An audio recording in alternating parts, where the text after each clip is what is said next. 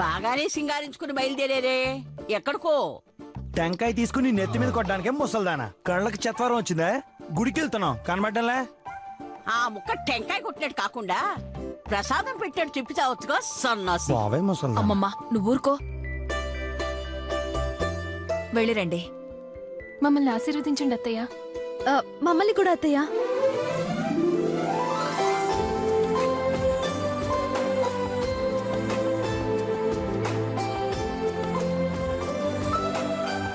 మీరిలాగే కళకళ్ళాడుతూ సుఖంగా సంతోషంగా గడపాలి లేమ్మా.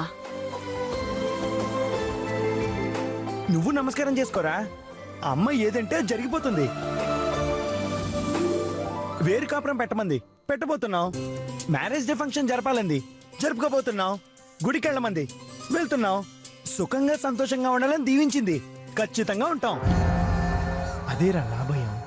నేనొక్కడే సుఖంగా ఉండాలి. మేం విడిపోయి ఎవరికి వాళ్ళు విడివిడిగా బతకాలి. మీరు కూడా ఆశీర్వాదం తీసుకోండి. రండి.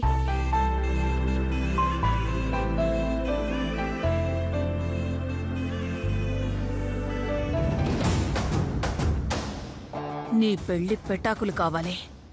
నీకిదే ఆఖరి పెళ్లి రోజు కావాలి. నువ్వు నా కొడుకుని వదిలిపోవాలి. కలకాలం పసుపు కుంకుమలతో చల్లగా ఉండు.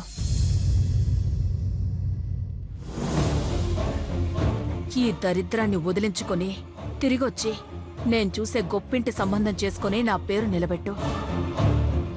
సుఖంగా సంతోషంగా ఉండు పార్దు.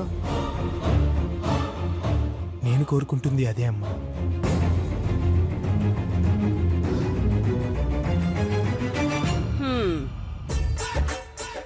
ఇక్కడ గాంధీని చూసిన ఓ పండు ముసల్ది కూడా ఉంది. 5 పుష్కరాలు, 7 దశాబ్దాలు, 3 తరాలు చూసిన అనుభవంతో పండిపోయిన మీ జేజమ్మ మీ ఎదురుగా ఉంది. నా కాళ్ళకు కూడా నమస్కారం చేసుకుని నా దివ్యాశిస్సులు తీసుకుని తరించండి. పాచిమోహంతో నువ్వేం ఆశీర్వదిస్తావే? ఎల్మా అంగడక. తప్పండి, అలా మాట్లాడకూడదు.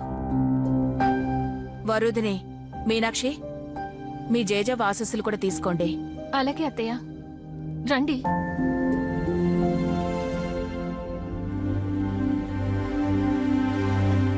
మా రాజారావు నీ కడుపున పుట్టి నీ ముక్కు పట్టి ఆడించుగాక. సరిగ్గా దీవించు. ఈ మెంటలోడు నోరు కంట్రోల్ చేసి నాకు కాస్త మనశ్శాంతి ప్రసాదించు తల్లి. నువ్వు మారవే. పార్దు రా పెద్దమి. ఈ ముసల్దేం ఫిట్టింగ్ పెడుతుందో. పదండి.